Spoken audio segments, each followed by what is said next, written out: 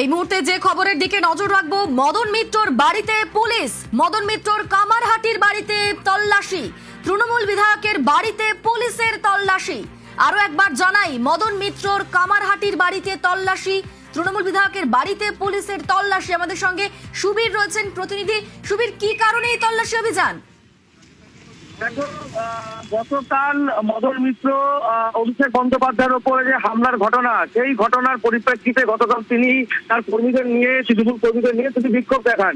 বিক্ষোভ দেখানোর সময় কিন্তু একদম প্রকাশ্যে তিনি পুলিশকে ঘিরে উদ্দেশ্য করে তিনি হুঁশিয়ারি দিয়েছেন, যদি পুলিশ তার পা না ধরে তাহলে কিন্তু কামারহাটি তিনি চলতে দেবেন না।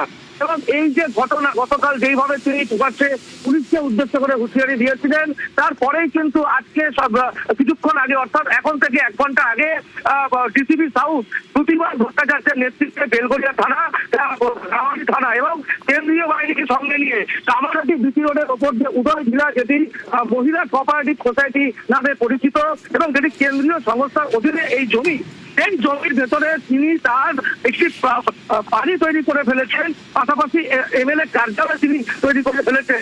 এবং সেই জায়গাটায় কিন্তু পুলিশ অ্যাকশন মোডে সেখানে কিন্তু ঢুকে গিয়েছে এবং ঢুকে যাওয়ার পর সেই জায়গা থেকে কিন্তু তার যে বাড়ি, সে বাড়ির ভেতরে কিন্তু পুলিশ ইতিমধ্যে ভেতরে প্রবেশ করেছে এবং প্রবেশ করে ভেতরে যে সমস্ত কাগজপত্র, নথি, সেগুলো কিন্তু পুলিশ ইতিমধ্যে তল্লাশির কাজ শুরু করেছে। পাশাপাশি তোমাকে জানিয়ে রাখি, ইতিমধ্যেই এই যে উদয় ভিলার ভেতরে তার যে বাড়ি, সেখানে এই মদন মিত্রের যারা ঘনিষ্ঠ, যারা অ্যাসোসিয়েট, যারা এই গোটা অপারেশন থেকে শুরু করে বিভিন্ন রকম অসামাজিক কাজকর্মের সঙ্গে যুক্ত, তারাই কিন্তু এই বাড়িতে থাকতেন। মাঝে মধ্যে মদন মিত্র এই বাড়িতে আসছেন, এমনটাই কিন্তু সূত্র মারফত জানা যাচ্ছে।